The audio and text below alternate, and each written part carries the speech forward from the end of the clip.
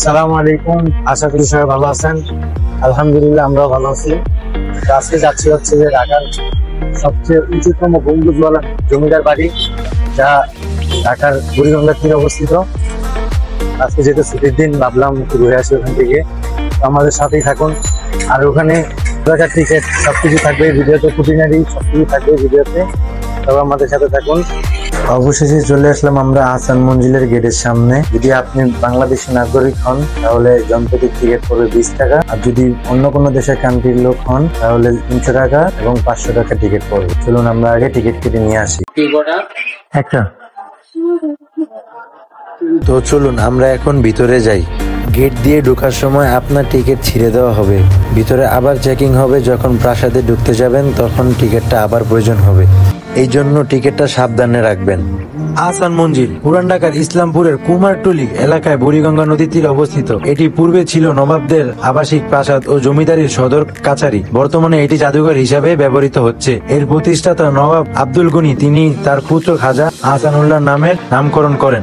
1859 সালে আহসান মঞ্জিলের নির্মাণ কাজ শুরু করা হয়, যা পরবর্তীতে 1872 সালে সমাপ্ত করা হয়। 1906 সালে এখানে এক অনুষ্ঠিত বৈঠকে মুসলিম লীগ প্রতিষ্ঠার সিদ্ধান্ত করা হয়। এখন এটি বাংলাদেশ জাতীয় জাদুঘর কর্তৃক পরিচালিত একটি জাদুঘর।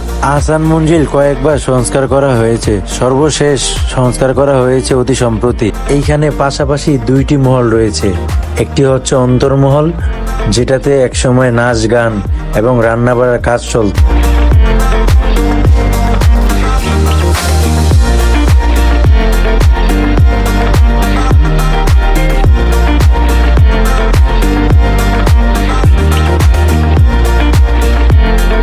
চলে আসলাম ভিতরে। ভিতরে আসতেই আপনার কাছে মনে হবে আপনি কয়েক বছর পিছনে চলে গিয়েছেন। সেই সময়কার টেবিল, বল্লম, তখনকার যুদ্ধে সবই ব্যবহার করা হতো। এখানে অনেক সুন্দর সুন্দর ফার্নিচার রাখা আছে। সেই সময়কার অনেক সুন্দর হারমোনিয়াম, এখানে নাচ গান নৃত্য করা হতো। এখানে বসেই তারা তৎকালীন বিচার কার্যক্রম করতেন।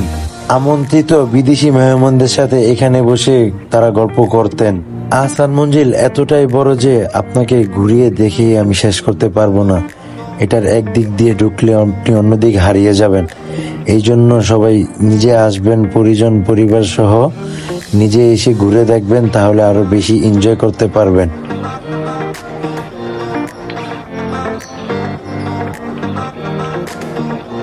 এটা একটা লাইব্রেরি, যা ওই সময়কার এখনো অনেক বই এখানে আপনি পাবেন।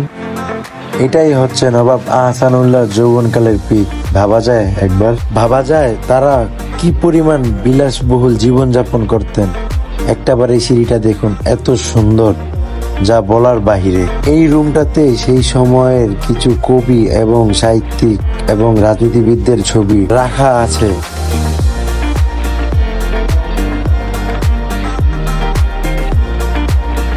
যদিও এখানে ভিডিও করা নিষেধ, তারপরেও আমি যতটুকু পেরেছি আপনাদেরকে দেখিয়েছি।